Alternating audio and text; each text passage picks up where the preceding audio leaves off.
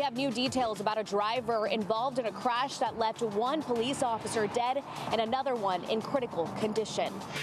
The Labor Day travel rush begins today. Why you may want to hit the road right now.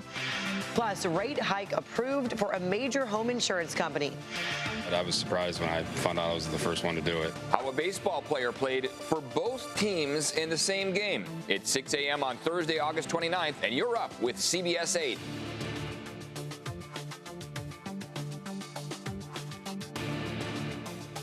I know what you're thinking, how is that possible? Right. Both teams, same game. We'll explain.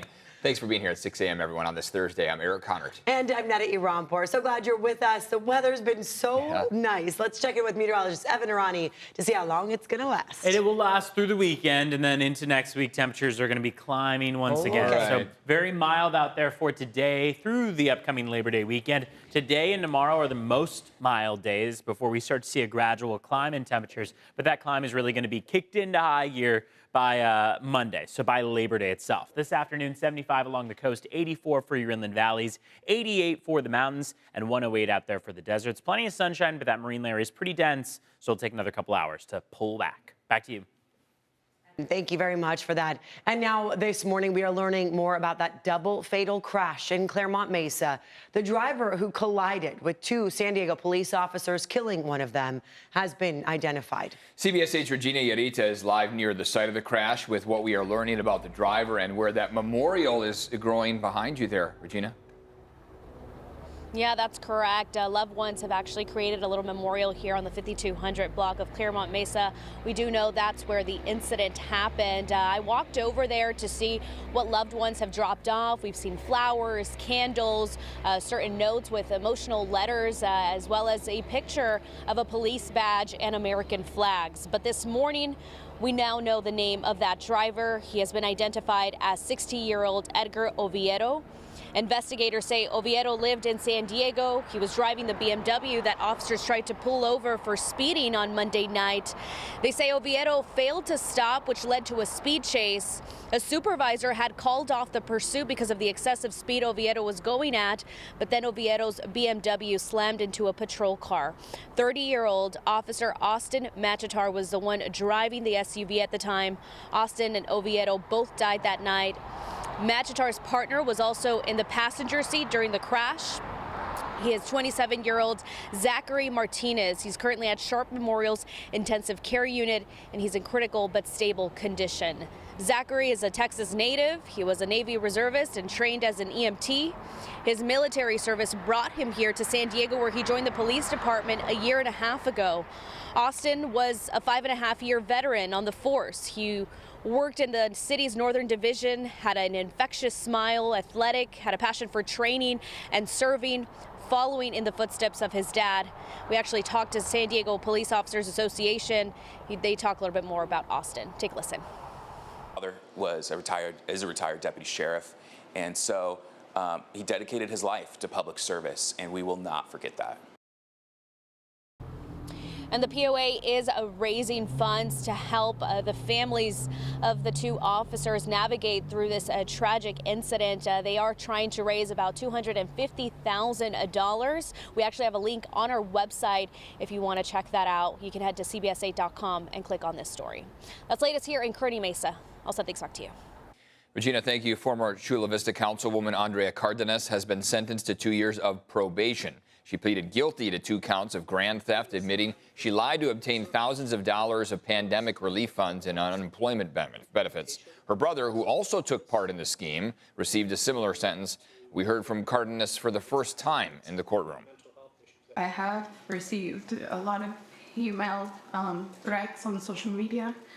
I've been screamed at on the street in front of my house, been told that were to come to my house, and I've been subjected to vile language that I have never experienced. I don't consider myself a victim. I know that this is now pretty standard in politics.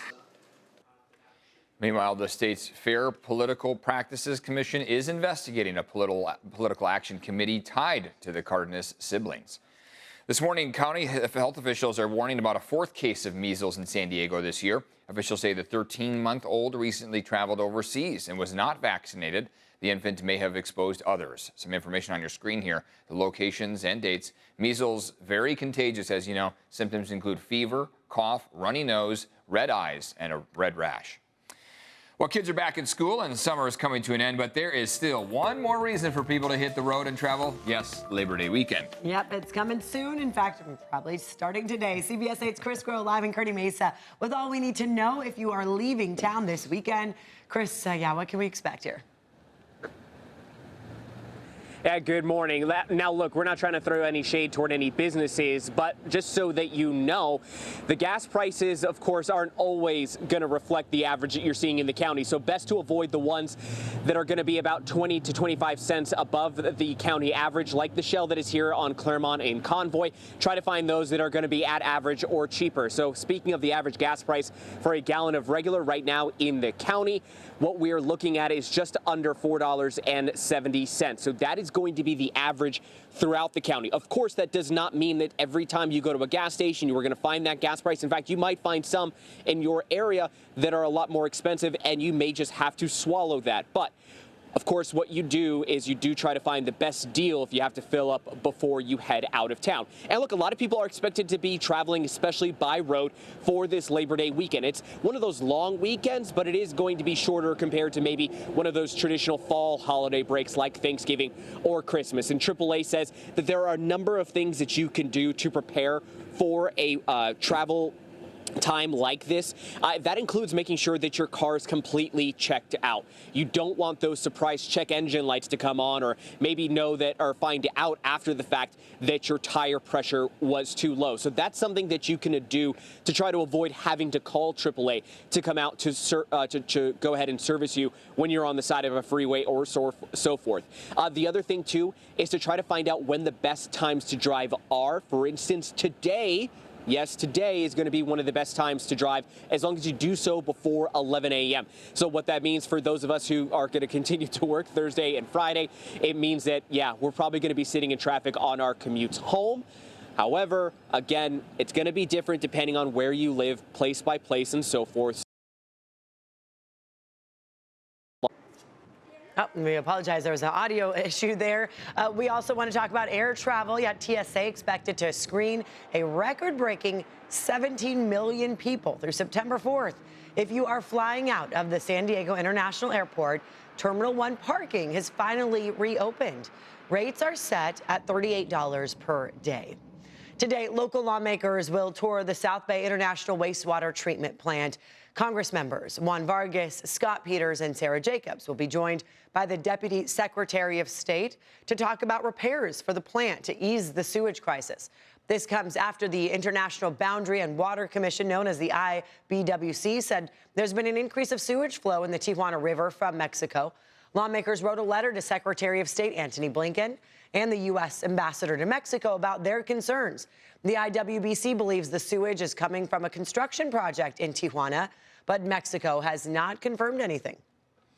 Take a peek outside here. If you liked yesterday, I think you're going to like today here, right, Evan? Yeah, Maybe even a little bit cooler? A little bit cooler. Oh, nice. Today and tomorrow are the standout coolest days of the Amazing. week. And then we will see a warm-up going into the weekend and early next week. So for now, we're enjoying this mild stretch out there, mid-70s along the coastline, mid-80s inland.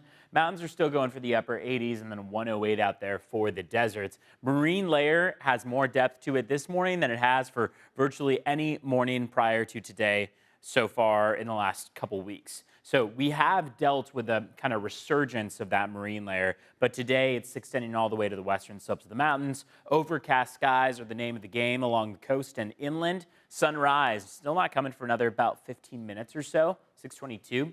And then sunset's going to be at 7:16. So losing day length slowly, and the cloud cover doesn't help much in that we don't see much of the sunrise because of those clouds out there. Let's talk about your temperatures out the door right now. A little bit mild. You could easily open up the windows and let in some of the cooler air before the afternoon highs come about. 67 in Oceanside right now, 65 in Encinitas, 59 in Ramona, much more mild than what we see in, say, downtown San Diego at 70 degrees as we head through this this morning stretch. 63 in El Cajon right now. Mount Laguna is pretty nice at 57, and Campo at 53. Unsurprisingly, Borrego Springs, hottest spot in the county right now, 73. They will also be the hottest spot by the afternoon. So let's talk about some of your headlines as we head through the next couple days. We've got the deep marine layer with us, bringing some AM clouds. PM sun, though, still very much expected. Blue skies out there. Cooler temperatures today and tomorrow, more mild, below normal, before we start to see that gradual climb. And then into next week, we'll really see that kicked into high gear. Labor Day and beyond, Tuesday, Wednesday, Thursday, those temperatures look to just keep climbing. So that's going to be early next week that we're watching for in particular for those hotter temperatures. Let's take a look at how the roads are out there. 610 right now. So far, it is pretty quiet out there. We've got a stalled vehicle that's causing some delays. Mid-span on the Coronado Bridge might throw a couple extra minutes into the morning commute.